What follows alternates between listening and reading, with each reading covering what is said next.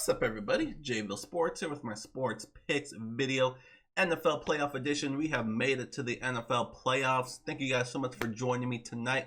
And each and every time I put out a video, it is Friday night, January the 8th. Again, thank you guys so much for being here. No changes to the script. We are going to keep doing what we've been doing. And I have another long shot teaser for you guys that we'll get into here shortly. For those of you that are new to the channel, welcome. What I like to do with the NFL, it's my favorite sport to do teasers with. So what I like to do is put together a long shot teaser. It's my fun way of giving you guys a bunch of different teaser options. I throw in the long shot teaser myself.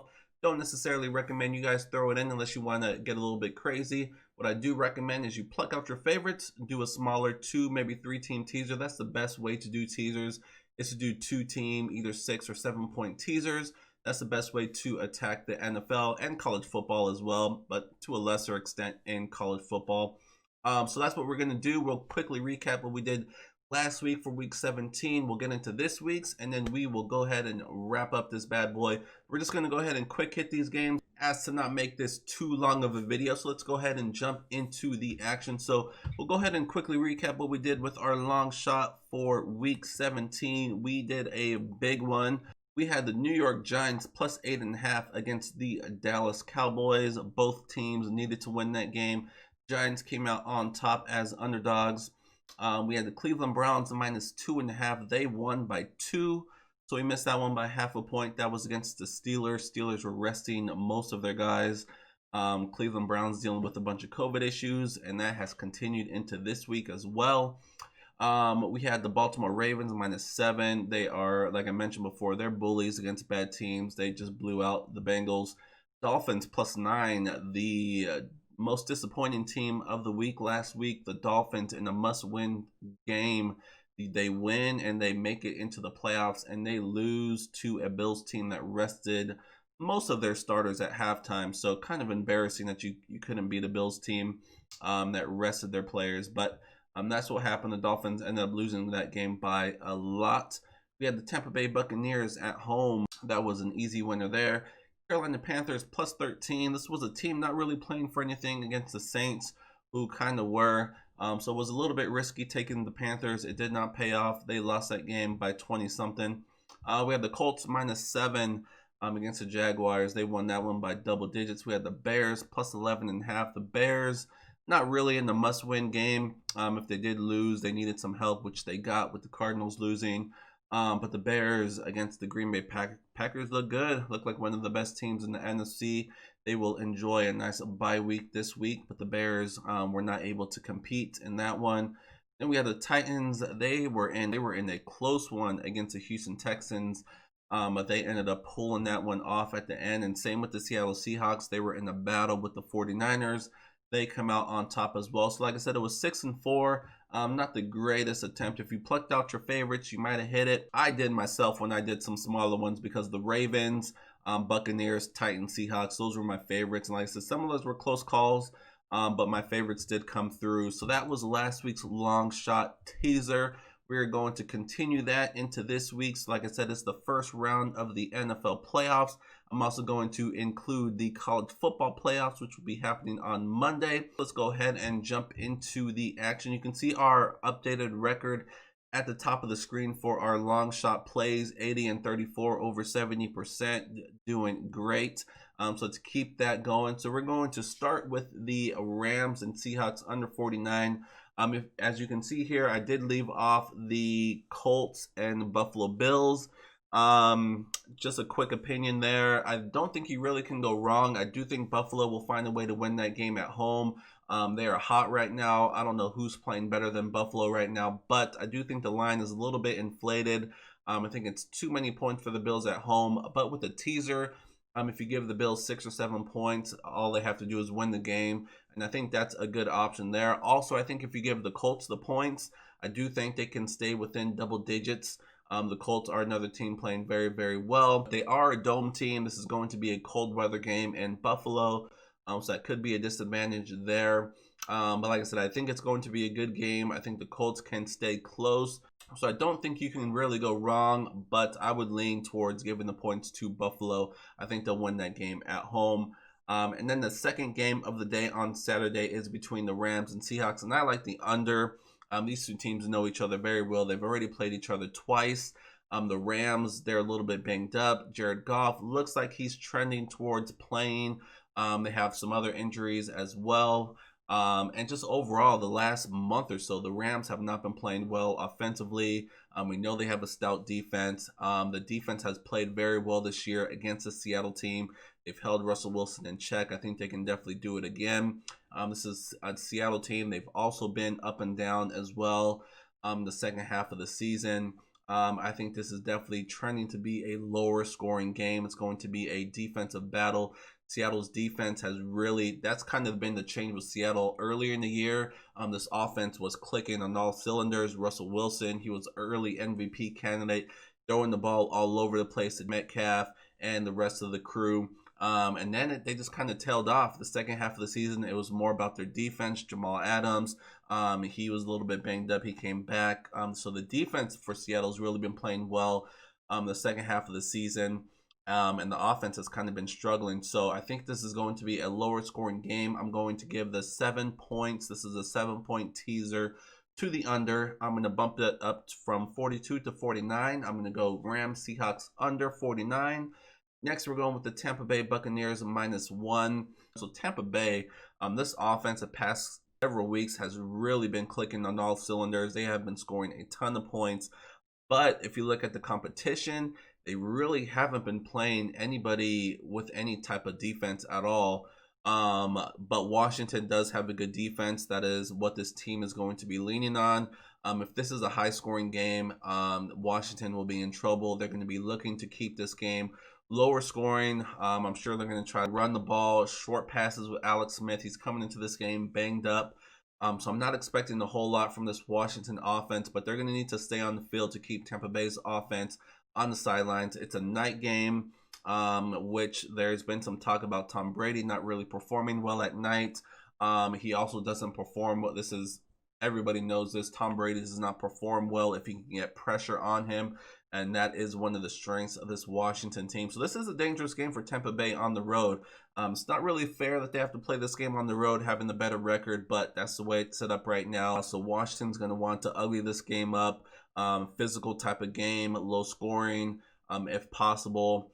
But I think when it's all said and done, Tampa Bay just too talented offensively. They'll figure it out. I don't think Washington will be able to score enough points at the end to win this game. So I think Tampa Bay wins a close one here on the road. I'm going to go with Tampa Bay -1, giving them the 7 points. And next we're going to go, and I talked about it already, same game. I think it's going to be a lower scoring type of game. Even though Tampa Bay's really been scoring the past several weeks, it's been against bad teams. I don't think they're going to do that here on the road against Washington. I'm going to give the 7 points to the under and bump that up to 51.5. And then next we're going to move on to a Sunday. And as you can see here, I left one game off of Sunday as well. That is between Baltimore and Tennessee. Baltimore is the favorite on the road. It's the highest total of all 6 games as well, at right around 54, 55 points. I also think in this game you can't go wrong. I think Tennessee is getting a little bit disrespected here. They beat Baltimore early. They beat Baltimore earlier this year. Baltimore is another team that's looked really good the past month. But look at who they played. They played the Giants. They played the Bengals. They played a lot of teams not very good. So I think they're getting a little bit too much value here. We know Lamar Jackson struggles in the playoffs. So there are some negatives with this Baltimore Ravens team, but they have been playing well. So we'll see what they can do. If you give Tennessee the 7 points, make them +10. I think that's pretty good. If you give the 7 to Baltimore, make them +4. A little bit risky there. But I think it is going to be a close game, a tight game, but good luck if you are going to be picking that one. We are going to move on to the Saints and the Bears.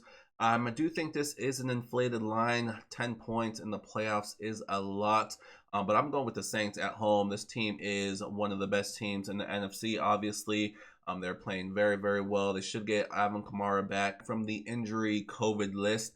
He should be ready to go along with the rest of the Saints offense. The Saints defense has really been what's been great about this team all year long. They have been shutting teams down. Chicago Bears offensively, Ever since their bye week, they've looked really, really good. Trubisky has definitely turned a corner. The play calling, this whole team has really looked good as well. But if you look at who they played, they've also had a lot of weak competition. We saw them most recently against Green Bay, I mentioned earlier, and Green Bay stomped them. Even though Chicago is much improved, they cannot compete with the better teams in the NFC, and that is the New Orleans Saints. I love New Orleans here at home to win this game by at least a field goal. I think the Saints defense is going to give Trubisky some fits here. So I'm going to go with the Saints -3. And next we're going with the Pittsburgh Steelers +1. This line has moved from -4 to -6. I mentioned earlier the Browns again dealing with COVID issues. These teams just played in week 17, but as I mentioned, the Steelers rested all their starters and they still only lost that game by 2. Now they bring everybody back. They're rested, they're ready to go, they have the experience. The Browns finally get into the playoffs, so this is kind of new territory for them. On top of that, their head coach who calls the plays is going to be missing the game, along with some other coaches as well. It's just really going to be tough for the Browns to win this game, in my opinion. The one thing they do have going for them is the familiarity. Like I said, they play the Steelers twice this year, even though the second time around was against backups. They know each other very well. The Browns know how to attack the Steelers team. Whether or not they can do it, we will see. I don't think they can. I'm going with the Steelers to win this game. So -6, giving them 7 points, it brings it to +1, and that is 5 games in the NFL. And then on Monday, we have the college football championship game between Ohio State, who also has been dealing with some COVID issues, and we have Alabama. And I'm not going to get cute with this one. Ohio State looked unbelievable against Clemson a couple weeks ago. Clemson's defense, they just did not show up. I think this was the 3rd time in the last 4 or 5 years that Ohio State and Clemson played each other. So there's some familiarity there. Also, the way last year ended for Ohio State against Clemson, they definitely wanted to get some revenge. So even though it's the playoffs, everybody's motivated. I think Ohio State had a little bit extra in there that they really wanted that game.